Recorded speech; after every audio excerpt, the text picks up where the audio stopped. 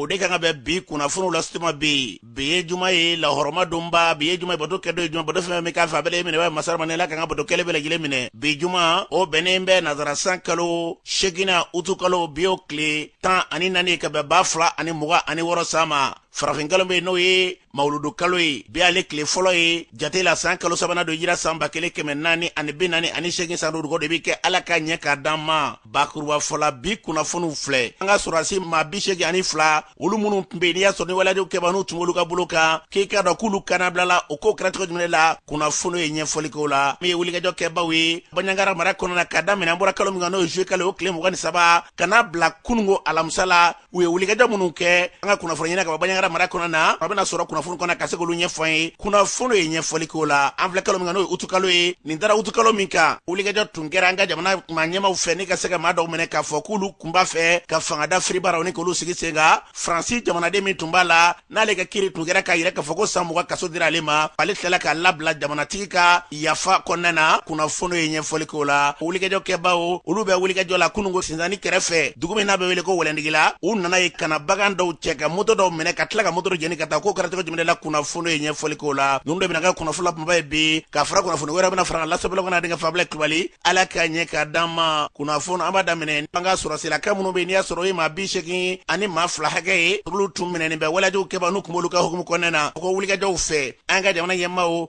u bɛ wulikajɔ minnu na n'o de ye k'a fɔ an ka jamana kɔnɔna na fɛn fɛn maa ye n'i y'a sɔrɔ e bɛ wulikajɔ la faso ye ko ɲinɛ tɛna k'i ka cogo si kelen na ko nin maa 82 wulikajɔw sabatilen kɔfɛ ko maa ninnu kɔni k'u labilara nin waati in na u bɛ an ka jamana ka hukumu kɔnɔna na wa k'u bɛ lakana yɛrɛ o hukumu kɔnɔna na wulikajɔ kɔni ka ɲɛ s'u ma fɛn fɛn ɲɛta ye ka ɲɛsin jamana ma o baara min bɛ n'i y'a sɔrɔ u tun b'o la ni gɛlɛya nana wulikajɔ ka se ka kɛ ka se k'u nɔbɔ k'o de kɛra wulikajɔ in sababu ye wa ni ala sɔnna ma ko maa kofɔlen nin k'u balayɛlɛ kɔni waati in na a maa 82 u balayɛlɛ b'an ka jamana ka bolo kan hali bi a tɔ minnu bɛ yen n'i y'a sɔrɔ olu ye malidenw ye ko wulikajɔ bɛ kɛ nin bɛɛ lajɛlen nɔfɛ ko faso ɲinɛnden maa si ko an bɛ dugawu kɛ maa minnu bɛ yen n'i y'a sɔrɔ u bilalen filɛ ala k'u kisi a ɲɔgɔn wɛrɛ ma an ka jamana kɛlɛkɛcɛw ala ka se d'u ma kungo ani so n'an bɔra ye Kati n'a lamini kɛrɛnkɛrɛnnena an ka kan min bɛ Kati an ka sɔrɔsilakaw u ye kunnafoni ka yɛrɛ k'a fɔ Kati n'a lamini maa o maa bɛ yen k'e bɛ na ka tɛmɛ kan in da fɛ ka bolimafɛnw jɔ kan dawolo la k'u tɛna jɛn n'a ye wa bɛɛ lajɛlen k'i janto i yɛrɛ la k'o sababu kɛ wulikajɔ minnu b'u fɛ senna bɛ n'o tɛ dɔ yɛrɛ dɛ jamana lakana u bɛ ka baara min sigi sen kan jamana in ka se k'ale bɔ bolola wulikajɔ minnu b'u fɛ senna ko maaw ka to ka jɔ kan da la walima ko ni bolimafɛnw k'a boli ka ɲɛsin kan ma ko fɛn tɛ fɛn min ni jamana kɛ n'a ye u bɛ fɛn min fɔ janto yɛrɛ la o de kɔrɔcogo ka ɲi kana se ma ka fusa wuli ka bɔ nka bɛɛ lajɛlen k'i janto yɛrɛ la an bɛ dugawu kɛ ala k'a faamuyaliko ɲuman d'an bɛɛ lajɛlen ma n'an bɔra ye minisiriso min bɛ an ka jamana kɔnɔ n'o ka baara ɲɛsin bɛ diinɛ ko ni bato ko ani taabolo kɔrɔ olu wulila sabatili ma ka fara kalo ɲini jɛkulu kan olu ye bataki kɛ k'a yɛrɛ k'a fɔ kalo min n'i y'a sɔrɔ o ye mawuludu kalo ye k'a yɛrɛ kunungo alamisa an ka jamana fan caman fɛ o de bɛ kɛ sababu ye mawuludu yɛrɛ a kalo o ka daminɛ bi juma yɛrɛ mawuludu kalo a tile fɔlɔ ye bi ye ale tile 12 min n'i y'a sɔrɔ o bɛ bɛn mawuludu yɛrɛ ma n'o ye an kɔni kisi ni nɛɛma bama n'ale bangeni ye o bɛ bɛn ni kalo min fila kɔnɔ na utu kalo o tile 25 nata in o de bɛ bɛn mawuludu ma o ye bangeni ye denwuni bɛ bɛn a tile 31 ye an ka jamana kɔnɔ na u k'u bɛ bɛɛ fo ka bɛɛ waleɲuman dɔn kalo min n'i y'a sɔrɔ o ye mawuludu kalo kɔni sigara tɛ fɛn minɛ k'a fɔ kalo kɔni ale kɔni yera alamisa kunungo Mali fan caman fɛ ka tile fɔlɔ ka bi an bɛ dugawu kɛ kalo min fila kɔnɔ na ala ka kalo bɔtɔ kɛlenw bɛɛ lajɛlen minɛ n'an bɔra ye walajiw kɛbagaw u nana Betora la n'o kɛra tarata don ka mugujugu dɔw ni k'olu fili ka ɲɛsin Betora ma o min kɛra n'i y'a sɔrɔ ni maa 3 ni maa 4 bonya n'olu kun jɔngɛnna n'olu taara furakɛli la ni wulikajɔ sera ka kɛ olu caman bɛ ka se k'u ka farigan kɔni ni k'a nɔgɔya o kɛr'u fɛ tarata kuna sinigo araba tuguni k'u tilala ka segin kana tuguni kana mugujugu kana fili ka ɲɛsin Betora ma donsow bɛ sigi gwa min kɔrɔ mugujugu nana bew ka y'a sɔrɔ olu ka taji dɔ bɛ n'u bɛ se ka kɛ moto kɔnɔna na ni ka boli a kɔni bɛnna dama ni ka se ka taji kɔni ka o sɔrɔ ka se k'o folongo dɔ ten ka gwa kɔni jeni nka a jasira bonyana ka tɛmɛ masiba kan ko maa si kelen de minnu ye gɛlɛya sɔrɔ a la wa wulikajɔ kɛra donsolakaw fɛ ko nin baara min bɛ ka k'u fɛ senna bi ko nin balalen t'u la kosɛbɛ kɛ k'olu y'u tɛgɛ da u ka maaba dɔ ka kɔsa bɛrɛ in na k'o bila an ka jamana lakanabagaw ka bolo kan kabini o de kɔni kɛra k'u kɛlen bɛ ka wulikajɔba kɔni k'o ta ka ɲɛsin Betora ma ko nka ni ala sɔnna ma olu ye wulikajɔ min ka se k'o ŋaniya sigi u tɛna to foyi la ni jamana in kɔ tɛ an bɛ dugawu kɛ jamana in kɔnɔna na basigi lafiya bɛna sira o sira fɛ ala k'a sabati n'an bɔra ye walajiw kɛbaw kunungo Sinzani ale filɛ marakala kɛrɛfɛ marakala kɛra cercle ye a b'o cercle kura kɔnɔna na wulikajɔ kɛbaw wulila de ka bɔ Tigɛnkɔrɔla sira fɛ wuladafɛla fɛ Lazara selilen kɔfɛ moto 11 moto dɔw yɛrɛ la maa 3 b'olu sanfɛ ka ɲɔgɔn ta u ka moto barabara ninnu na ka na goudron kelen minɛ Sinzani station dɔ bɛ ka na o sira fara in na ko Sinzani station yani kana bo yɔrɔ fɛ ka gitɔrɔnba kelen minɛ k'u kunda k'u ɲɛ bɛ sin marakala fanfɛla ma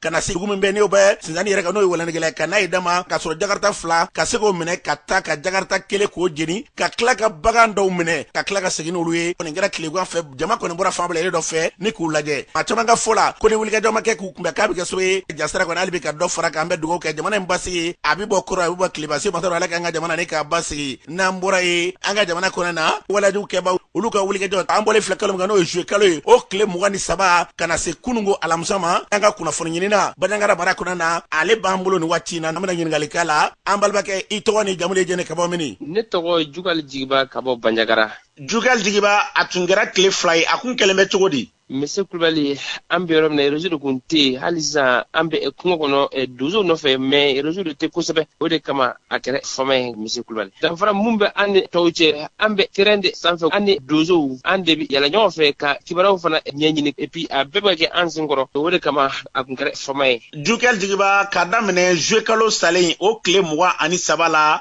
ka n'a bila kunungo alamisa la ko wulikajɔ caman kɛra Bandiagara mara kɔnɔ na kunungo alamisa k'u ye dugu dɔ jeni Kɛɲɛ mara la n'o ye Somɛ ye baara ninnu kɛra cogo di Monsieur Kulibali an fɛ pays de kɔnɔ gɛlɛya bɛ yen terroristes fana bɛ yen u bɛ yala cogo min ka d'u ye ka daminɛ jeudi 23 juillet 2026 nana Balakina attaqué kungo kɔnɔna la o y'a sɔrɔ mɔgɔ bɛ sɛnɛ la a taara mɔgɔ dɔw sɔrɔ sɛnɛ la ka muguci daminɛ Gana masakɛcɛri minnu bɛ Balakina u sera ka maa ninnu repousser mais gɛlɛya kɔni mɔgɔ sɔrɔ parce que sɛnɛ yɛrɛ tɛ se ka kɛ dozo sera ka maa jugu ninnu kɔni repousser o kɔfɛ le 27 juillet 2026 dans la région de Bandiagara serre de Koro arrondissement de Kassa santaba terroristes ja u kun yɛrɛ yiri sanfɛ an ka Dana Basa cɛdenw Abamatu ka cɛdenw u pɛrɛlen fana kun dogo nka Sɛnɛkɛlaw taara sɛnɛkɛ la u yɛrɛ bɛ terroristes u ye kamalen dɔ tiri ala y'a kɛ balima kamalenni sɔrɔ donzow u sera ka maa ninnu kɔni pousser maa ninnu bolila ka tɛmɛ fo Kassa dugumana la u bolila ka jigin o kɔfɛ le 30 juillet 2026 dans la région de Bandiagara serre de Kɛɲɛ kubɔlɔ terroristes taara baganw minnu gɛn sagaw misiw bakɔrɔni a ka ca ni bagan 1000 Monsieur Kulibali nin kɛra kubɔlɔ Kɛɲɛ mara an bolo o don kelen Pɛtaka fara maajugu taara attaque Pɛtaka ala kɛ Dana Basa cɛdenw minnu bɛ yen nɔ u sera ka maa ninnu bunte sufɛla la 30 juillet ka dugu se 31 juillet 2026 la 3h du matin waati terroristes taara Bosoni Sɛnɛkɛyɔrɔ de don dugu nin tɔgɔ ko Yundugu terroristes taara cɛ 4 de faga Yundugu an bɛ yɔrɔ min ko Bosoni le 30 juillet ka dugu jɛ 31 la Monsieur Kulibali o kɔfɛ u tɛ kalo tile 6 terroristes taara an bɛ dugu min ko Mɛnɛmɛnɛ u taara bagan suɲɛ gato bagan suɲɛ kun bɛ ka mugu ci fan bɛɛ ala y'a kɛ bali kɔni muso fila de sɔrɔ mais muso fila ma sa u sabakɔrɔ banana muso fila bɛ u bɛ bɔ nanduli o kɔfɛ kunungo alamusa tubabukalo tile 13 san 2026 maajugu dans la région de Bandiagara serre de Kɛɲɛ an bɛ taa Somɛ tin saba de don Somɛ Sisɔngɔ Somɛ na ani Somɛ Kilagu donc u taara Somɛ Sisɔngɔ de attaqué muguci daminɛ musow cɛw denmisɛnninw bɛɛ lajɛlen de bolila ka bɔ dugu yɛrɛ kɔnɔ koyi nka terroristes u tɛ hinɛ o yɛrɛ bɛ o ye dugu kɔnɔ jeni k'a daminɛ jiginɛw mɔgɔw ka sisow k'a bɛɛ lajɛlen jeni ka ban pewu kunun u bɔra yen nɔ wulafɛla la k'u bɛna ɲɛsin an bɛ dugu wele ko Bire Dana Basa cɛdenw n'u taara o de ka cɛdenw u ye réaction ba de kɛ ka maa jugu ninnu k'u sebakɔrɔ bunte o kɔni ma se ka taa Bire gɛn an fɛ ka daminɛ le 23 juillet fo ka se kunungo ma sécurité kɔni vraiment sécurité tɛ Monsieur Kulibali tant que ni Mali sɔrɔsiw minnu bɛ Bandiagara minnu bɛ Sevare minnu bɛ Kɔnna minnu bɛ Douentza n'u ma wulikajɔw kɛ ka donsow dɛmɛ a ma ɲi kunun k'u bɛna taa an bɛ dugu wele ko Bire donsow ye baara mun kɛ ni sɔrɔsiw tun sera ka taa u dɛmɛ dɔrɔn terroriste ko tun bɛ ban pewu terroriste ka ca et puis donsow dɛmɛbaga t'u la yɔrɔ min ka bon ni sɔrɔsiw farala donsow kan nin kɛra na an fɛ kɔni an bɛ ɲinɛ a kɔ yanni kalo 2 ni ɲɔgɔn cɛ de Monsieur Kulibali. Ni tun ye Jugal Jigiba ni tun ale Kɛɲɛ ka bɔ Bandiagara mara kɔnɔ na kuma tɛ dɔ dɛ wulikajɔ minnu bɛ yen n'olu sigira sen kan walajugu kɛbaaw fɛ ka daminɛ juillet kalo tile 23 tɛmɛna fo ka na se août kalo tile 13 ma kunungo da sera nin bɛɛ lajɛlen ma an bɛ dugawu kɛ ala ka jamana ye ni ka kolosuma n'an bɔra ye Masina ale mara kɔnɔ na a yɛrɛ k'a fɔ walajugu kɛbaaw kunungo k'u caman ba u bɛ se maa 400 boɲanko ma maa caman ka kunnafoniw na bogo wɛrɛ kɛrɛfɛ ko tindinba dɔ bɛ yen k'u caman ba kɔni yɛrɛ ye kunungo ka taa Somɔnɛ fɛfɛla fɛ ko ninnu kɔni ye jama ye kunungo a ye maaw jatigɛ kosɛbɛ k'a yɛrɛ k'a fɔ ko n'u bɛ nin yɔrɔ ninnu na tan u bɛ fara ɲɔgɔn de kɛ ka taa gɛlɛ ta ka ɲɛsin yɔrɔ dɔ ma ko n'u ma kunbɛn k'a bɛ kɛ sɔrɔ ni ka se ka jasira bonya an bɛ dugawu kɛ jamana in kolosuma bɔ kɔrɔ a bɔ Kilibase bɔtɔrɔ ala ka n ka jamana ni k'a basigi n'an bɔra ye utukalo mina fila kɔnɔ na o dara utukalo tɛmɛnen min kan an ka jamana ɲɛmaaw ye wulikajɔw kɛ maa dɔw minɛna k'u tun b'a fɛ ka juguten jakati don fanga na ka fanga da feereli baaraw sigi sen kan o maa minnu minɛna Faransi jamanaden dɔ b'a la ale ka kiiri kɛra kiiri senfɛ ko san 20 de dira ma kaso la o san 20 min n'o dira ma kaso la an ka jamanatigi k'o ye yafa ta ka ɲɛsama n'o ye Grâce ye o bɔra k'o baaraw sigi sen kan o min kɛra ministre min ka baara ɲɛsinnen bɛ mara ni mara cɔnɔbɔli ma ni faso ka kumalasela Isa Usman Nɔ Kulubali ale bɔra k'u ɲɛfɔ an ka lamɛn. An ka jamana ɲɛmɔgɔ général d'armée Assimi Goïta ye a y'a ka yafa di tubabu dɔ ma mun kun ɲangira an ka kiritigɛ bon fɛ a tɔgɔ ko Yann Christian Bernard Vézier ale ye faransɛ ye a kun ɲangira an ka kiritigɛ bulon fɛ san 20 kaso k'a y'a kow ta k'an ka jamana sɛgɛrɛ n'a bɛ fɔ o ma ko atteinte à la sûreté extérieure de l'État a b'i n'a fɔ ka an ka fanga ɲɛɲini k'a dafiri o kɔnɔna la a bɛ yira k'a fɔ o min kɛlen filɛ o t'a yira k'a fɔ ko a kun man ka ɲangi ou bien a ɲangira cogo min a kun man ka ɲangi o cogo la ɲangili kɛra cogow la a ka kan ka kɛ i n'a fɔ a kan ka kɛ cogo min o bɛɛ tɛmɛnen kɔfɛ jamana kuntigi y'a yira k'a fɔ komi ale bɛ mun nɔfɛ jamana kɔnɔ fanga bɛɛ k'i ka baara kɛ i ka yɔrɔ la kiritigɛlaw mɔgɔ kan'i da don u ka kiritigɛ la kiri in tigɛra a tigɛko la o tɛmɛnen kɔfɛ an ka jamana ɲɛmɔgɔ a ko an bɛ foli bila an ka jamana an toɲɔgɔn dɔ ye mun y'an teri ye ale ye i sen don nin ko in na k'a lajɛ jisuma bɛ se ka kɛ a fura ye cogo min an ka foli bɛ ka taa o jamana yɔrɔ la nka o baara a bɛɛ kɛra bonya kɔnɔna na o y'an ka jamana bonya k'an ka hakɛw bonya o la sisan jamana kuntigi nin ko in b'a yira k'a fɔ a hakili bɛ kosɛbɛ bɛn na an ka jamana kɔnɔ lawaleya ninnu a bɛɛ bɛ taa bɛn ani basigi ɲinini sira fɛ an ka jamana ye jamana kɔrɔba ye an ka danbe kɔrɔw olu bɛɛ kɔnɔna de la a ye nin yafa in di ni tubabukɛ kofɔlen ma gouvernement de la transition o kɔnɔna la a b'a yira jamanaden bɛɛ la k'a fɔ kiri fɛn o fɛn bɛ sen na jamana kɔnɔna la jamanadenw kun kan a kiriw bɛɛ bɛ ka u ka sira tagama nin tɛ foyi bɔ o baara la baara bɛɛ bɛ k'a ɲɛma nka baara bɛɛ la mɔgɔw ka hakɛ o bɛ bonya baara in bɛɛ bɛ kɛ hakɛ kɔnɔna la mɔgɔw ka hakɛ foyi tɛ b'o la o kiri tɔw bɛɛ bɛ k'u ka sira continuer an ka foli bɛ jamana kɔnɔdenw bɛɛ ala k'an ka jamana basigi. Ni tun ye général de brigade Isa Usman Nɔ Kulubali ni tun y'ale ka ministre min ka baara ɲɛsinnen bɛ mara ni mara cɔnɔbɔli ni faso ka kumalasela tun y'ale a fɔra cogo min na an bɛ dugawu kɛ ɲɛta ala k'u sabati an ka jamana kɔnɔ n'an bɔra ye jɛkulu min n'i y'a sɔrɔ b'a wele ko ACO proche olu ka wulikajɔ tɛ dɔwɛrɛ ye dɛ ɲɛnaminimafɛnw n'o ye dɔrɔguw ye ka se ka wulikajɔ kɛ olu kɛlɛli o baara sigili sen kan k'olu ye jabala kura sɔrɔ a kɛra kalabankoro ale mara kɔnɔ kabalakaw fɛ yen chaise min n'o ye sigiyɔrɔ kura ye o sɔrɔliw fɛ a ko kɛnɛ kan min ye jɛkulu yɛrɛ ɲɛma ye n'o ye Yatara ye ale kuma min fɔ an ka lamɛn. Siège in sababu bɛna kɛ ka sigiyɔrɔ de di jeunes ma minnu bɛ consommation kɔnɔ ani minnu t'a kɔnɔ vraiment pour que u ka se ka kumayɔrɔ sɔrɔ k'a fɔ quoi o de kama an ye chambre fana dɔ ta o bɛna kɛ plateau de quoi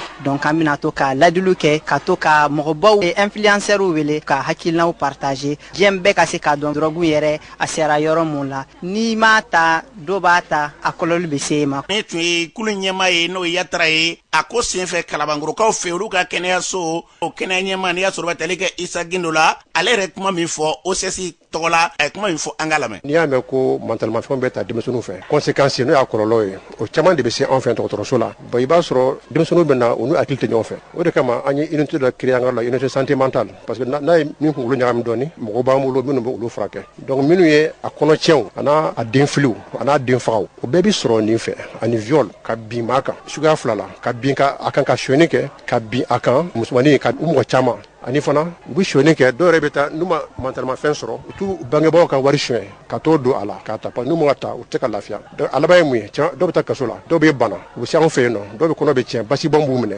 o bɛɛ bɛ se anw fɛ an b'o furakɛ ladilikan bɛ n bolo k'a f'u ye il faut que an ka denw depuis so kɔnɔ fa ni baw an denw an k'u ladon ka ɲɛ k'u don kalan na ka to k'u kɔlɔsi ni denw bɔra an k'u taayɔrɔ ɲini an k'a dɔn u bɛ jɔn feere kan tɛ a caman bɛ sɔrɔ kɛnɛmana de la u teri minnu bɛ kɛnɛma u b'a sɔrɔ olu de fɛ ka olu kɔlɔsi u taayɔrɔ ani u donyɔrɔ an ka to k'o kɔlɔsi. Ni tun ye Isa Gindo ni tun y'ale ka ɲi n'ale ye kɛnɛya tigilama ye OCS tɔgɔ la kɛnɛ in kan kuma tɛ dɔrɔn ɲɛnaminimafɛn a ka kɛlɛ ka bɔ an ka jamana sen na a bɛ kɛ sababu ka se ka maa bila nagasi kɔnɔna na fɛn ɲuman tɛ an ka ye ka to yen o ye hakilila in kun ye ala ka hakilila in ni ka sabati n'an bɔra ye sogo n'ale kɔni bɛ matarafa kosɛbɛ maaw fɛ sogo gɛlɛya donnen b'a la nin waati na nka ka kɔn nin waati yɛrɛ ye baarabila dɔw tun kɛra kɔsa in na dɔw ko sogo feerebaw don dɔw ko bagantigiw don yalima gɛrɛfu in a tɛmɛna cogo di n'o dun ye tile fila baarabila min n'o bɔra ka k'u fɛ min ye sogo feerela dɔw ye olu b'u ka sira da ko sen fɛ an k'u lamɛn. o fero kun gɛrɛfu dɔw sɔrɔ mais gɛrɛfu fanba kun ye filaw ta de mo ko bana ka misiw feere busiw ma o de ye busiw kun sen don a la n'o tɛ busiw ka gɛrɛfu kun tɛ an bɛ yɔrɔ min na sisan sogo ye fɛn min ye a prix ka ni jasilenba ka ni 180 190 a b'o yɔrɔ min na sisan o ye koloma ye o sogobu ka kun ye 1,100 de mais a nana 1,000 na sisan wololema kan m'an bolo ka ɲɛsin ma u ka o ye garawaliko ye u ka garawaliko ye yɔrɔ jateminɛ n'i y'a mɛn ko jagokɛla sugu de b'i bolo n'u sera k'a lajɛ a garawali kun di filaw ma a ka ca la ala fɛ sogo bɛ jigin gɛrɛfu fanga kun ye filaw ta fanfɛla de ye quoi filaw ko garawali tɛ misiw fɛ yɔrɔ min n'u b'a feere busi yɛrɛ ka gɛrɛfu tɛ mais comme ani filaw bɛ baara kɛ ɲɔgɔn fɛ ni degun min ye filaw sɔrɔ dɔrɔn o degun fana bɛ na busiw fɛ quoi parce que olu ko garawali tɛ k'u misi feere yɔrɔ min sogo koloma sɔgɔ an bɛ don min na ko a bɛ ka feere 180 n'o tɛ an tɛmɛna waati la a tun bɛ 900 na mais samiya donnen dɔɔnin bɔra a la quoi bu an bɛ k'o feere 1000 bon bu tun bɛ 1000 ni 100 gouvernement mɔgɔw k'u janto sogo feerelaw ka fanfɛla la quoi sogo ko sisan sogo bɛ 900 de la kilo kɔnɔ o ye koloma de bu kɔni bu bɛ 1000 de la sɔrɔli kɔni ka nɔ feere de ka ca misi de ka gɛlɛn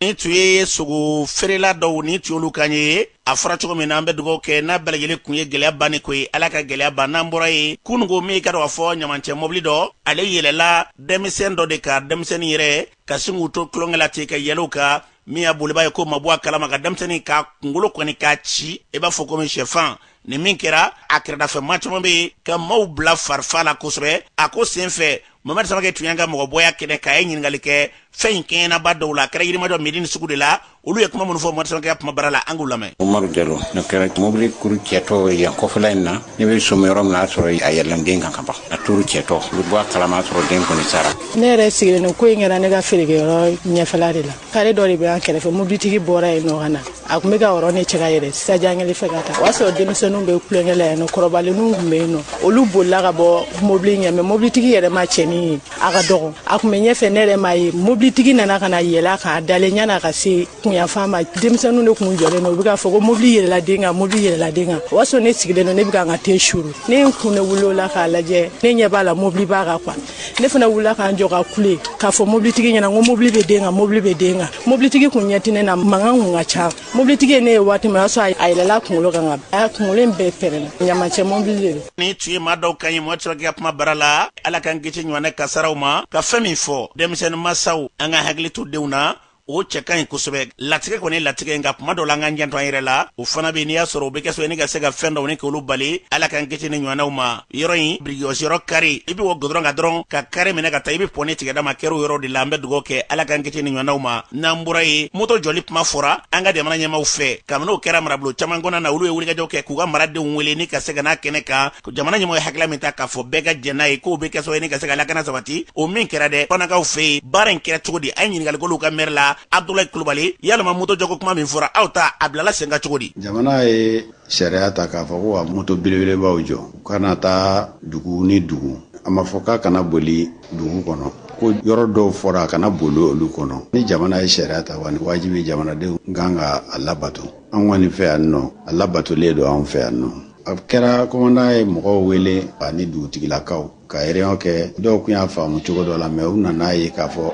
a dabɔlen don lakana de kama bɛɛ jɛna n'a ye parce que an bɛ lakana ko in de la n'i ko k'i bɛ ko kɛ a kɔlɔlɔ ntan dɛ parce que dɔw bɛ yen nɔ olu ka baarakɛla bɛɛ ye motobaw ye se t'u ye ka moto fitinin ninnu san tuguni mais o bɛɛ la mɔgɔw kɔni zeriw yɛrɛ la k'u muɲu walasa baaraw bɛ se ka kɛ ka ɲɛ cogo min na ɲɛtɛ nin ɲɔgɔnna ko sugu tɛ se ka kɛ ko kɔlɔlɔ t'a la dɔw ma tiɲɛ yɛrɛ la kaba kɔni fɔra a labatora an fɛ yan nɔ tɔɔrɔ foyi ma bɔ a la n'i ye an ka mara lajɛ a cɛw ka jan ɲɔgɔn na motobatigi de ka ca parce que burusi kɔnɔna baaraw tɛ se ka kɛ motoba kɔ janko sɔmiya yɛrɛ la i b'a ye ka bɔ yɔrɔ dɔ la sɔmiya na ka taa yɔrɔ dɔ la ni motoba tɛ a ka gɛlɛn mais sariya labatoli kama ani lakana ɲinini kama a lasera mɔgɔw ma min kɛ u jɛna n'a ye n'i y'a ye jamana y'a sariya ta jamana y'a ye k'a fɔ k'o de ka fisa ni fɛn min bɛ jamana dɛmɛ jamanaden ɲuman bɛɛ kan ka jija k'o kɛ ka foli se jamanadenw ma parce que nin ko min fɔra ko gɛlɛman don ni mɔgɔw sera k'u muɲu k'a kɛ foli de bɛ di jamanadenw ma k'a fɔ k'u ni hɔrɔnya an b'u fo k'u barikada. Ni tun fana Amerika ye a fɔra cogo min na ala ka mɛtilo ɲuman d'an bɛɛ lajɛlen ma a kun ye lakana min ala ka kun ye o la n'an bɔra ye don gɛrɛnlen minnu bɛ bila maradenw olu yɛrɛ ka wulikajɔ ka mara segiso walima mara cɛman bɔlen o baaraw bɛ kɛ u tɔgɔlo tile 10 ka jamana kɔnɔna na o laada tilenna ɲinɛ yɔrɔ caman na o baara min kɛra min ye sigida 3nan ale mirilakaw ye muni mude sira ka kɛ Cheikh Fana Madi Traoré ale b'o ɲɛfɔ an ka lamɛn. Bibi na ni nana an ka mairie la i b'a sɔrɔ an ka wolosɛbɛn an ka dessin ni marage a bɛ tirer fɛn fɛn la o ye ordinateur de a b'a permettre baara bɛ kɛ ka ɲɛ teliya la ka baara cɛ ka ɲi fɛnɛ président yɛrɛ y'a fɔ ko digitalisation ko k'o kɛ pour que état civil fɛn fɛn bɛ pour paiement minnu bɛ kɛ an ka wolosɛbɛn ko ni an ka dessin ni an ka marage la ko k'a bɛɛ sara digitalisation na journée africaine de l'état civil yɛrɛ la ministre yɛrɛ y'a fɔ ko mairie bɛɛ k'i gɛlɛya pour que a ka kɛ réussite ye mɔgɔ si kana wari sara tuguni k'a fɔ ko wari bɛ di bolo de la tuguni ko k'a bɛɛ sara digitalisation na donc de b'o kuma in fɔra de b'a fɔ don fo kana se kunun ma commune 3 bɛ baara kɛ o kan anw nalen ni bi cɛ anw ye baara caman de kɛ pour que vraiment état civil baaraw bɛ se ka nɔgɔya cogo min pour que vraiment baara kana se ka jɔ baara ka se ka kɛ ka ɲa an ye énergie solaire fɛnɛ sigi an fɛ yan nɔ pour que an ka se ka baara donc o fɛnɛ kɔfɛ tuguni madame le maire avec tous les élus an y'a jateminɛ fɛnɛ k'a fɔ an bɛ baarakɛminɛ minnu b'an bolo n'olu ye ordinateur ye ne gafe ninnu bɛ b'o la o jateminɛra k'a fɔ ko olu dɔw kɔrɔlen don kosɛbɛ madame le maire an ye baara kɛ o kɔnɔna la ka ordinateur caman san pour que ka centre principal ani centre secondaire minnu bɛ commune 3 kɔnɔ k'olu doter an ye nin salle in jɔ pour que vraiment maraichage bɛ se ka kɛ lafiya la cogo min ani an bɛ réunion minnu kɛ o bɛ se ka kɛ lafiya la cogo min ani bâtiment kura minnu fana jɔlen filɛ ye a bɛɛ jɔra pour que baarakɛlaw bɛ se ka lafiya cogo min ɲɛgɛnw b'a la ani bureau b'a la fɛn caman ni archivage fana an bɛ n'o fana kɛ donc n bɛ se k'a fɔ yɛlɛma caman de donna commune 3 la état civil la madame le maire a n'a nɔfɛmɔgɔw ka effort fɛ ani an ka dugutigiw vraiment u y'an dɛmɛ cogo min na caman min na parce que u tɛ a kɛcogo dɔn donc ne bɛ mun fɔ population de la commune 3 ye bɛɛ k'a gɛlɛya téléphone na n'i y'a dɔn i bɛ se ka kɛ orange money ou bien move money ni mun y'i yɛrɛ diya i k'i inscrire o la pour que n'i nana mairie kɔnɔ i ka se ka sarali kɛ o la parce que o b'anw yɛrɛ fɛnɛ lafiya o b'an bɔ problème kɔnɔ parce que ni e nana sisan k'a fɔ ko e ka baara ma se ka kɛ ko parce que i ma se ka sarali kɛ o y'anw fɛnɛ ma degun ye. Ni tun ye Cheikh Fana Madi Traoré ni tun ale kan ye sigida sabanan o mairie o mado ni hakila kelen kɔnɔ na sigida duruna kɔnɔ na min olu ka maire ka dangan ye Adama Konate ale yɛrɛ kuma min fɔ nin don in kama an ka lamɛn. Jamana ka hakila sɔrɔ déjà an ye a boloda k'a a sira kan kabini san 2017 an ye wari minɛli bolo la k'a nɛmɛ an b'a fɔ k'a fɔ an ye lafiyaba sɔrɔ a baara ale kɔsan na centre d'état civil 7 b'an fɛ yan an ye téléphone kura san ka di kelen kelen bɛɛ ma janko u bɛ se ka lafiya baara kɔnɔ davantage cogo min na sanfɛla n'i donna i bɛ bâtiment fɔlɔ mun de ye anw donna k'a sɔrɔ o ye rez-de-chaussée an ye bureau 13 de dilan o sanfɛ aw dontɔ aw nkinibolo fɛ a y'a ye bureau 3 fana jɔlen bɛ olu yɛrɛ ma dayɛlɛ fɔlɔ bɛɛ ye janko baarakɛlaw bɛ se ka bila u bɛrɛla cogo min na u bɛ se ka nisɔndiya u ka baara kɔnɔ ka ɲɛsin an ka sigida jama ma kalo 6 an de bɛ wuli ka don an ka kin kelen kelen bɛɛ kɔnɔ kalo 6 kɔnɔ an ye gɛlɛya mun sɔrɔ an mako bɛɛ wale mun na sigida jama fɛ an bɛ t'o de da yɛrɛ u la sariya ko san 1 mais anw b'a kɛ siɲɛ 2 san kɔnɔ. Ni tun ye sigida duruna maire ka dangan Adama Konate a kuma minnu fɔra ni dɔ wɛrɛ tɛ dɛ sigida denw u b'a la ka fɛn minnu kɛ n'u yɛrɛ ka hakɛw mɛn ka se ka ɲɛfɔli k'u la ko kɛra o ko senfɛ Ala ka hakili ɲuman d'a ma hali bi o kuma kelen kɔnɔ na don in o tukalo tile 10 ye mara segili so mara caman bɔlen o don in a ɲɛnɛmayara hakilila caman na min ye Bamakɔ sigida 6nan ye n'o bɛ wele ko 6e arrondissement o sous-préfet fanga ka cɛsigi min bɛ yen Amiru Tandina ye ɲininkali k'ale la don in kama kuma min fɔ Amiru Tandina ka kuma bara la an ka lamɛn. Ne tɔgɔ Sayibou Kone, sous-préfet du 6e arrondissement du district de Bamako. N'a fɔra journée africaine de la décentralisation yɛrɛ ye hakilina ye min b'a to jamana faama autorité politique u y'a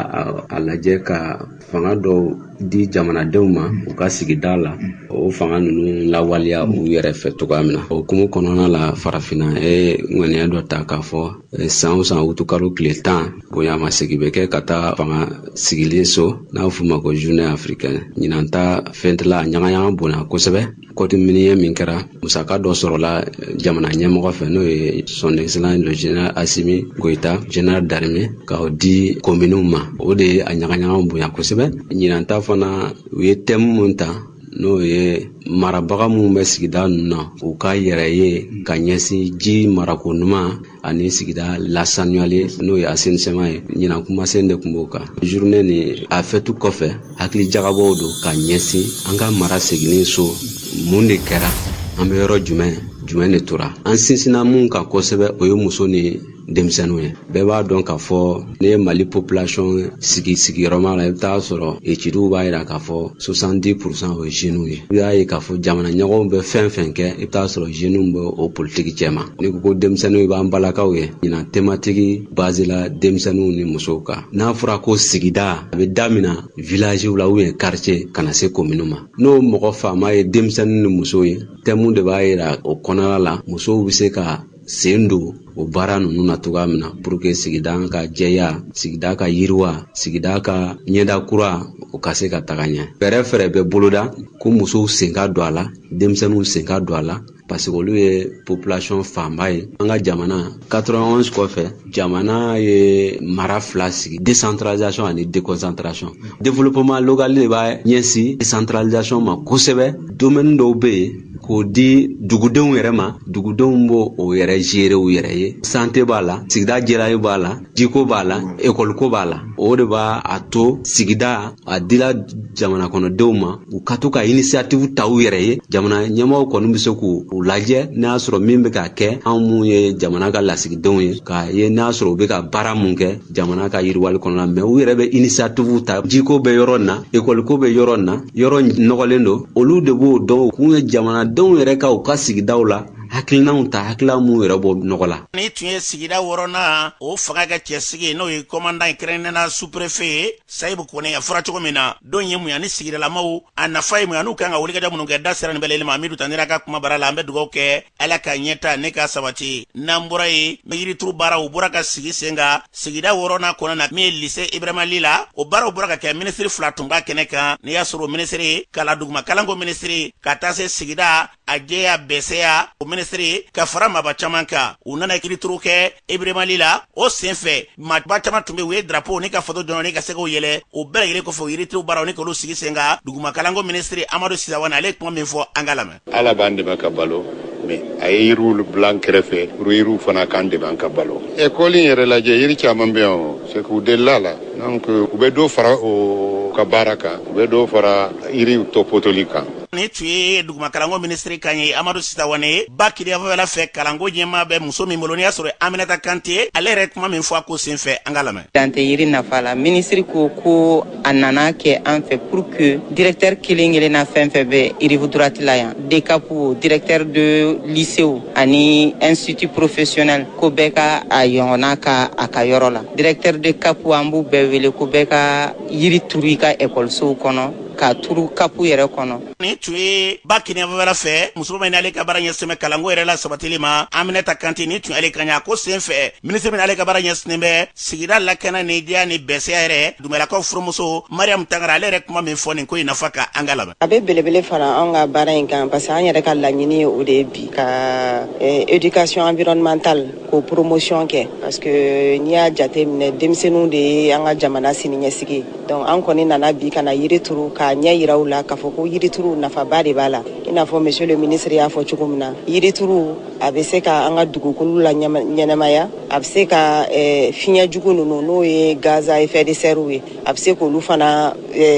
capter en même temps a bɛ se ka nɛɛma fana la na yɔrɔ la parce que yiri tɛ yɔrɔ yɔrɔ san tɛ na yen nɔ donc an y'a ye k'a fɔ an ka jamana ye Sahel jamana de désertification fana jakungo o fana bɛ ka san an ma kosɛbɛ ni ye yiri turu n'a m'i nafa a bɛ i kɔmɔgɔw nafa an ye yiri minnu turu bi mangoro b'a la si fana b'a la mais yiri wɛrɛw fana bɛ yen nɔ nafa bɛ yiri bɛɛ la mais kɛrɛnkɛrɛnnenya la an kɔni y'a ɲini an ka yiri nafamanw turu i n'a fɔ o ye si ye nɛrɛ b'a la zira b'a la parce que olu yiri ninnu non seulement u bɛ se ka an dɛmɛ dun ka fa la en même temps a bɛ se ka nafolo sɔrɔ siraw fana ani baaradaw fana nɔgɔya fana mɔgɔw ye. Ni tun ye Dumɛlakaw furumuso Mariam Tangara ni tun ale kan ye ministre min ka baara ɲɛsinnen bɛ jɛya ani sigida lakana bɛsɛya o la sabatili ma an bɛ dugawu kɛ Ala ka nin ɲɔgɔnnaw caya n'an bɔra hali bi ni ko i ka dɔn ka fɔ samiyɛ o ye sanji ye wa dɛrɛ minnu bɛ yen n'o ye fonse dingɛw ye olu bɛ yɔrɔw la a dɔw kɔnɔ bɛ bɔ dɔw yɛrɛ kɔnɔ bɔn dɛ maa dɔw de bɛ kɛ so n'i y'a sɔrɔ u yɛrɛ ka fonse ka tila k'a datugu u yɛrɛ ma maliden dɔw b'u ka hakilila dɔ ko senfɛ an ka maa dɔw lamɛn. ne tɔgɔ ye Alassane Bore. Ni samiya in na ni san caman nana a ko ma nɔgɔ dɔɔni barisa an mototigiw an yɛrɛ de exposé len do danger la kojugu parce que wagati dɔw bɛ kɛ ni san cayara goudron bɛ tunu foncé bɛ tunu mototigiw bɛ se ka t'u yɛrɛ sɔrɔ foncé kɔnɔ dɔw bɛ bana ka gɛlɛya yɛrɛ degunba do anw kan nka anw bɛɛ ka responsabilité b'a la an bɛɛ jɔyɔrɔ b'a la anw mototigiw anw jamanadenw ani jamana ɲɛmɔgɔw yɛrɛ fana. Ne ye Fatumata Traoré ne fɛ Mali ɲɛmɔgɔw kan ka wuli ka jɔ kɛ o ko la parce que mototigi dɔw bɛ to ka bi a kɔrɔ a cɛman in a bɛ mɔgɔw bana i bɛ se ka bana kosɛbɛ a la n'i ma a dingɛ ye surtout samiya wagati la ji bɛ kɛ ka yɔrɔ datugu i t'a ye i bɛna dɔrɔn i bɛ bi a kɔnɔ u ka dingɛw datugu hali n'u t'u datugu mais ka fɛn dɔ yira k'a fɔ ko dingɛ bɛ yan. Ne tɔgɔ Mohamed Alassane Agadi. Bon o problème kɔni côté fila de don parce que an b'a conseiller mɔgɔw bɛ caniveau in rempli n'u ka mana n'u ka déchets ye et puis bɔgɔ yɛrɛ bɛ bɔn goudron caniveau foncé dingɛ kɔnɔ problème don.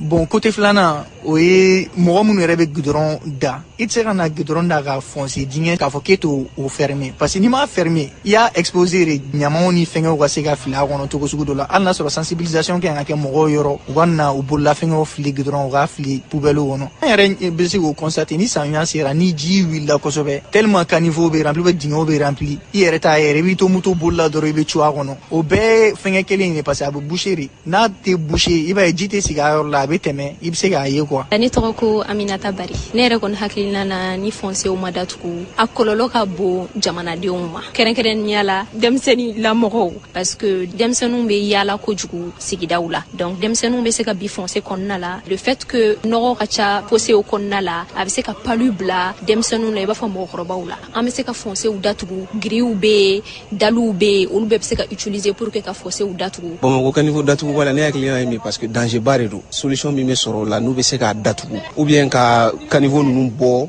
ni samiya o samiya mana na k'a bɔ comme ça o la solution min bɛ na ni ji nana ji bɛ boli facilement ka sɔrɔ a ma inondation kɛ a ma foyi kɛ ani k'a datugu fɛnɛ. Ni cɛ maa dɔw kan ye dɛrɛ minnu bɛ n'i y'a sɔrɔ ji ɲuman siraw ka se k'olu bɔ ni ko ye dɔw hakili an bɛ dugawu kɛ ala ka faamuyaliko ɲuman d'an bɛɛ lajɛlen ma n'an bɔra ye jɛkulu min n'olu ye fara ɲɔgɔn ye ko Mali opération Mali ɲɛda kura olu ye wulikajɔ kɛ ni ka se ka yɔrɔ dɔw ni k'olu labɛn ka pavé k'olu da an ka yɔrɔ la sahalew dɔw la u y'o baara minnu kɛ min y'a ko yɛrɛ ɲɛmaa ye n'i y'a sɔrɔ u bɛ tali kɛ Yusufu Mare collectif de défense des militaires n'i y'a sɔrɔ o ye CDM ye o ɲɛmaaya la ale ye kuma min fɔ an ka lamɛn. An ka devoir ye mun ye an k'o kɛ jamana la o de o hakili nati donc ka malidenw bɛɛ wele de la diaspora jusqu'à l'intérieur an k'an bolo di ɲɔgɔn ma pour que an ka se ka nin baara ninnu kɛ nin baara in daminɛ le 11 juillet 2026 un mois 600 an ye mɔgɔw wele baara mun kɛra 292 mètres de périphérie n'o ye place Kan ka alentour ye an y'o bɛɛ kɛ pavé donc ka taa tuguni kafu fana fanfɛla in na carte d'Afrique bɛ yɔrɔ min 4 cartes d'Afrique o fana kɛ pavé an bɛ yɔrɔ min 500 fɛn 30 millions kɔni an y'o kɔni dépensé 80 à 100 millions ka damina kana bila bi don o don n'an bɛ na pas moins de 60 personnes an bɛ site n'an bɛ baara kɛ an ka denmisɛnninw fana bɛ na tellement o fana bɛ baara kɛ an fɛ an bɛ taa baara la. Ni tun ye Yusufu Mare ni tun ale kan ye a ko kɛnɛ kan CNT la olu ka mɔgɔbɔ min tun bɛ kɛnɛ kan Alunge ale yɛrɛ kuma min fɔ an ka lamɛn. CDM ka ni initiative n'o ye ka pavé da an ka espace public la initiative ɲuman don u kan ka dɛmɛ maliyɛn bɛɛ kan k'u dɛmɛ maliyɛn bɛɛ fana kan ka nin kɛ misali ye bɛɛ ka a démultiplier i ka sigida la parce que an bɛ décentralisation de kɔnɔ ko fanga ka segin so n'o fanga bɛ segin so il faut que jamanaden bɛɛ lajɛlen i mana kɛ yɔrɔ yɔrɔ i k'i sen don jamana baara la. Ni tun Alunge ni tun ale kan ye CNT tɔgɔ la a kɛnɛ kan musow ka jɛkuluba dɔ bɛ ka se ka ɲɛtaa la sabati jamana yɛrɛ o ɲɛtaa n'i y'a sɔrɔ ɲɛmaa ye Ayise Baba Keyita ale yɛrɛ kuma fɔ ka tila ka donbolo kɛ Ayise Baba yɛrɛ kuma min fɔ an ka lamɛn. CDM ye a jɛɲɔgɔn association bɛɛ wele walasa an ka n'u dɛmɛ u ye activité citoyenne min boloda yan nɔ an ka se ka na u dɛmɛ a baara la ni ka kɔkɔrɔma nisɔndiyalen don kosɛbɛ ka d'a kan mɔgɔ bɛɛ de y'a kɛ i kunkanko ye weleweledakan min b'an bolo ka f'u ye o de ye ni yɔrɔ banna an kana dan yiri turuli ma an kana dan yɔrɔ ladilanni ma an bɛɛ ka na ni ka halisa kɔkɔrɔma donni kɛ min b'a to entretien bɛ kɛ a ka kan sago ye pour que Bamakɔ ka sanuya ka kɛ i n'a fɔ an b'a fɛ cogo min na ka kɛ nin tɛ société civile ko ye ye nin tɛ autorité ko ye nin ye yɛrɛ ko de ye anw de ka sigida don an ka na an ka lakana an ka jɛ ka baara ɲɔgɔn fɛ. Ni tun Ayise Baba Keyita ni tun ale kan ye nin wulikajɔ minnu sigilen filɛ sen kan n'i y'a bala fara ɲɔgɔn kan ko fasoden ɲumanya k'a se ka faso yɛrɛ taa ɲɛ k'o y'a kunbaya la ka nin hakililaw ɲɔgɔnna ni k'olu caya n'an bɔra ye furudimi ale bɛ na cogo di a ka ca yalima fura bɛ furudimi la wa min ye kɛnɛya tigilama dɔ ye ka bɔ Pɔnze n'o ye Ganda Sumare ale b'o ɲɛfɔ an ye an ka lamɛn. Wala furudimi a cause fɔlɔfɔlɔ ye microbe dɔ ye an b'a fɔ ma Helicobacter pylori o microbe in bɛ sɔrɔ dumuniw fɛ n'o bɛ furu la o mana mɔgɔ sɔrɔ a bɛ taa da furu de la a bɛ don furu golo la a bɛ to ka o ɲimi dɔɔni f'a laban bɛ joli bila furu la Helicobacter pylori filanan ye ji minnu bɛ furu la acidité ji dɔw bɛ furu la olu fana ka jugu furu ma olu dɔw fana bɛ se ka yɛlɛma ka furu jeni ka furudimi bila mɔgɔ la a dɔw ye fana furakisɛw an bɛ fura caman ta a bɛ fɔ minnu ma sɛgɛn furaw b'o la comme anti-inflammatoire olu b'o la ni corticoïde olu bɛ se ka furudimi bila mɔgɔ la dumuni caman bɛ yen acide b'olu la olu fana bɛ se ka furu bɔsi ka furu kalaya ka furudimi bila mɔgɔ la fɛn fɛn bɛ se ka furu sɔrɔ bɛɛ de bɛ wele ko furudimi a dɔw bɛ se ka kɛ joli bɛ se ka bɔ furu la n'an b'a fɔ ma ulcère gastrique a dɔw bɛ se ka kɛ furu bɛ se ka bɔsi n'an b'a fɔ ma gastrite inflammation a dɔw bɛ se ka kɛ acide ji parce que jiw de bɛ furu kɔnɔ ji minnu bɛ dumuni baara a ji dɔw ye acide de olu yɛrɛ fana bɛ se ka furu jeni bɛɛ bɛ se ka don furudimi kɔnɔ mɔgɔ bɛ se ka i yɛrɛ tanga furudimi ma cogo min na n'i yɛrɛ y'a dɔn kɔnɔdimi b'i minɛ wagati min na ou bien wagati min na ni kɔngɔ b'i la a bɛ kɔnɔna kalaya olu ye tamasiyɛnw ye i k'a dɔn k'a fɔ furudimi bɛ fɛ k'e minɛ n'i ma taa dɔgɔtɔrɔso la ka fura ta daminɛ a laban bɛ kɛ furudimi ye a dumuni girimanw dun sufɛ k'u da a bɛ se ka furu sɛgɛn furudimi bɛ furakɛ ka ban furudimi a furaw bɛ yen nɔ fura ɲɛnɛmanw b'a la sisan min b'a to bana ni furudimi b'i la n'i y'a ta i bɛ kɛnɛya pewu hali n'a sɔrɔ a bɛ se ka wuli parce que minnu bɛ furudimi bila mɔgɔ la n'i m'olu kɔlɔsi a bɛ se ka i sɔrɔ tuguni. Ni tun ye Ganda Sumare ni tun ale kan ye kɛnɛya tigilama don min bɛ n'a ka baara ɲɛsinnen bɛ kɔnɔnabana wulikɛjɔw bɛ se ka kɛ cogo min na ka se k'olu kɛlɛ an bɛ dugawu kɛ ala ka faamuyaliko ɲuman na mɛn tulo ɲuman ala k'o dan bɛɛ lajɛlen ma n'an bɔra ye bi mɔriya ale kuma ka ca dɔw ko kaliwa ko de ye dugawu jaabi ye kaliwa yɛrɛ bɛ kɛ cogo di a ye ɲininkali kɛ Asɛki Mama Kumu la kaliwa yɛrɛ mun de don Asɛki Mama Kumu. N'i donna kaliwa la i b'i yɛrɛ di ala ma i ɲɛsinnen don ala dɔrɔn de ma Abulayi bɛɛ tɛ se ka kaliwa baara kɛ de ala tɔgɔ bɛɛ lajɛlen n'a kaliwa don barotu kaliwa bɛ kimiyaw kaliwa bɛ a bɛɛ n'a kaliwa don siraw de don n'a sera cɛw ka ɲɔgɔn kɔrɔbɔ o de ye kaliwa bɛ don ni kaliwa donna kabako b'a kɔnɔ koyi. Nafoloko baara la ka nafolo karaba ka di mɔgɔ ma mɔgɔ min bɛ yen n'a jigila tigɛlen don ka kaliwa ka i ka nafolo d'a ma kaliwa jɔda b'o la wa. Nafoloko kaliwa jɔda b'a la nafoloko dɔrɔn tɛ ko gɛlɛyara n'i y'a mɛn kaliwa dɔrɔn ko gɛlɛn dɔ de bɛna kɛ awa o kaliwa min filɛ ye a ka jugu nafoloko de ma dɔw yɛrɛ b'a fɔ ko nafolo baara tɛ tiɲɛ ye munna tiɲɛ don i bɛna ala de wele ala de ye nafolo da mun kama o tɛ se ka kɛ tiɲɛ ye fɔ n'i t'a dɔn n'i y'a dɔn a bɛ kɛ jamana in kɔnɔ an ɲɛ bɛ miliyaritigiw la o i m'a ye bɛɛ ma kɛ miliyartigi ye ala ye minnu ka duwawu jaabi ala wele kɔnɔ hali sini maa dɔ bɛ wili a bɛ fadenw da duwawu de jaabira ni duwawu jaabira i bolo nafolo ye ala fitinin o e mago bɛ fɛn fɛn na a bɛɛ de bɛ sɔrɔ. Maa caman ka fɔla fana ko kaliwa don wari yɛrɛ ka ca kosɛbɛ k'o de kama fantan tɛ se ka nafoloko baara kɛ. Ni baara sera kaliwa ma ala ka isa musaka kɔrɔ ne yɛrɛ fɛ yan fɛnw sarakati ne b'a fɔ maa ye ne tɛ sara fɔ maa ye a di yan mɛ ni baara sera kaliwa ma musaka gɛlɛnba don sarakaw de bɛ bɔ a la ne kɔni sera a kɔrɔ ne b'i dɛmɛ. N'i y'a ye ko mama kumu a ɲɛna minnu bolo an b'u ka nɛɛma de la koyi ni ko nana ma o b'an dɛmɛ o la ne bɛ baara gɛlɛn minnu kɛ maaw ye k'u mago ɲa n t'an t'a kɛ o tigiw ye ko n b'a kɛ n yɛrɛ de ye n'a ɲɛna ne de tɔgɔ bɛ ɲa o de kama ne ta ni maa caman ta tɛ kelen ye n'a sera kaliwa ma saraka minnu b'a la n'i y'o sɔrɔ ne kɔni b'a don i ye n b'a f'i ye fana n'i b'a dɔn a se t'i ye ne t'i nɛgɛ a to yen mɛ n'i ko f'a ka kɛ n fana b'a yira i la ala de ye kunu fa ye kunu masa ye dɔ bɛ deli k'a fɔ ne ye aw bɛ se ko la mun na aw bɛ kuma arajo la o y'a sɔrɔ k'an to baro la a ko karamɔgɔ dɔ tunun ale la ale bɛ kan k'a ɲini a mɔgɔ ye k'o y'a ka wari dun k'o bɛ arajo la a k'o to arajo la n ko min ye arajo diya ne Mama Kumu ye nin de don ne tɛ se ka tunu Mali kɔnɔ ne tɛ se ka dogo maa min dan b'a yɛrɛ la i jɛlen don e de bɛ taa arajo la e de b'a fɔ n'i y'a kɛ a kɛcogo la arajo b'i dɛmɛ de n'i y'a kɛ k'a juguya arajo b'i cooro ne o de kama anw bolo jɛlɛya ye arajo baara de ye quoi yanni telefɔni kun kana bɛɛ kun ye lɛtiri de ye ko bɛɛ n'a tɛmɛ sira dɔn i m'a ye n'a fana tɛ kuma bɛɛ ka mikoro la e na don fɔlɔ an bilala ɲɔgɔn na de n y'a dɔn ye tiɲɛtigi n y'a dɔn i bi faso fɛ o kama i na o na n ka dayɛlɛlen don ni ye i bi tiɲɛ min kɔ ne fana bɛ o tiɲɛ de kɔ n'an bɛ tiɲɛ kɔ a bi ɲa ala k'o siga foyi t'a la ni maa min mago bɛ ne maa ma kun la 73 22 22 0D 77 22 fu ani fila n'i man sɔrɔ i b'a sɔrɔ n bɛ ci la i bɛ tila ka n sɔrɔ an tugura maabɔw kɔ an ye maabɔw ladege ala y'a ɲɛ an bolo yarabi ala k'a ɲɛ maliyɛnden bɛɛ bolo ni tun y'a Sheikh Mama Komo ni tun ale kan ye fɛn min moriya bi a kuma ka ca a mago dilan o dɔgɔyara kosɛbɛ ala k'an n'a mago ɲɛbaw ala k'an n'olu kan bɛɛ n'an bɔra ye an bɛ taa jamana kɔ kan na Burulayi Sidibe e kɛlen bɛ ka mun fara ɲɔgɔn kan bi foli ani tani ani waleɲuman dɔn an b'o kɛ lamɛnbaa bɛɛ lajɛlen ye an karamɔgɔ i ka yamaruya kɔnɔna na jamana kɔ ka kunnafoniw b'a daminɛ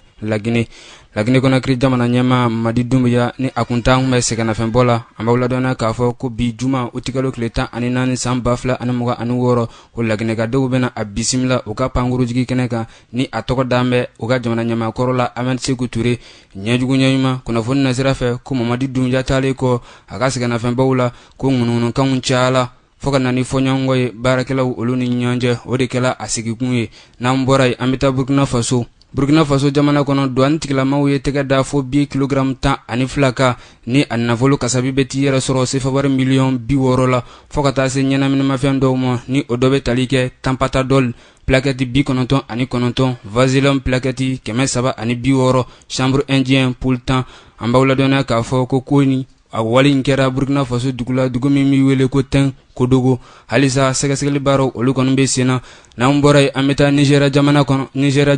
Nigeria jamana kɔnɔ binkani wale dɔ kɛla sababu ye ka polisilaka maa 10 fa maa nalamasumane 2 olu faala fo wa Nigeria lakana tigilamaw ka fɔ la ko olu sera ka wulikajɔ kɛ yaasa ka se ka maa 17 bɔɲango fa binkani wale kɛbaaw la o la an bɛ dugawu de kɛ ala ka jisuma kɛ a fura ye n'an bɔra yen an bɛ taa Mauritanie jamana kan Mauritanie jamana kɔnɔ bibi in na ko kurantigɛ kɔni a bɛ ka caya ka taa fɛ o wa Mauritanienkadenw bɔra ni k'u ka nisɔngoya jira ko o kɔni bɛ ka kɛ sababu ye ka gɛlɛya don olu ka baaraw la o la jagokɛlaw bɔla ni k'u ka nisɔngoya jira Mauritanie jamana ɲɛmaw la o la an bɛ dugawu de kɛ ala ka bɛɛ ani basigi sabati ba Maliba kɔnɔ fo ka taa se diɲɛ jamana wɛrɛw ma an karamɔgɔ an tun ye minnu sɔrɔ jamana kɔ kunnafoniw la ni tun ye olu la kumaba dɔw ye an tɛ Burulayi Sidibe kunnafoniw ɲɛna an ka jamana ka se diɲɛ jamana bɛɛ lajɛlen ma ala ka basigi barabara sabati k'anw yɛrɛ se kɛnɛ kan kunu ni bi bɛɛ Mamadu Sɛbɛn ale Farimajo nka a dalen tɛ Farimajo kosɛbɛ nka a bɛ ka baaraw kɛ o kɔfɛ sira ni ale de tun kan ka ye bi sira fana ale fana lafiyalen tɛ kosɛbɛ ko san ye sirati filabana don o y'ale minɛ o kɛra sababu ka fari gan o de kama bi ne yɛrɛ segira ka na kɛnɛ kan bi kana kunnafoniw di an bɛ dugawu don kɛ ala k'u bɛɛ lajɛlen ɲuman wuli ka se ka baara n'u don tuguni an bɛ kalo min kɔnɔ na mawuludu kalo da daminɛna bi minisiriso ye bataki kɛ kununko ka yɛrɛ ka fɔ ko mawuludu kalo ni ala sɔnna ma yɛrɛ kununko alamisa tile fɔlɔ ye bi juma de ye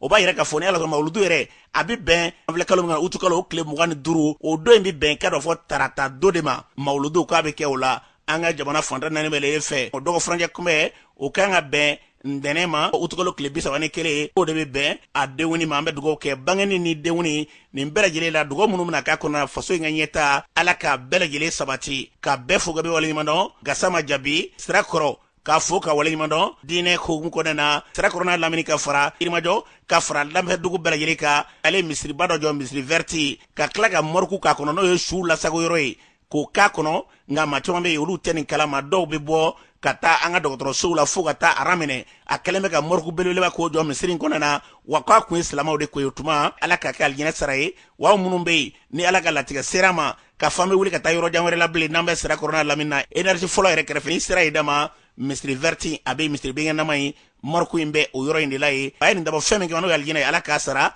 wa minnu bɛ yen n'a latigɛ y'an sɔrɔ an bɛ dugawu don kɛ ala k'a n'a cɛjanya n'o tɛ maa tɛ taa k'ale to dɛ an bɛ ɲɛ ka sin yen ma ka bɛɛ fo ka bɛ waleɲuman dɔn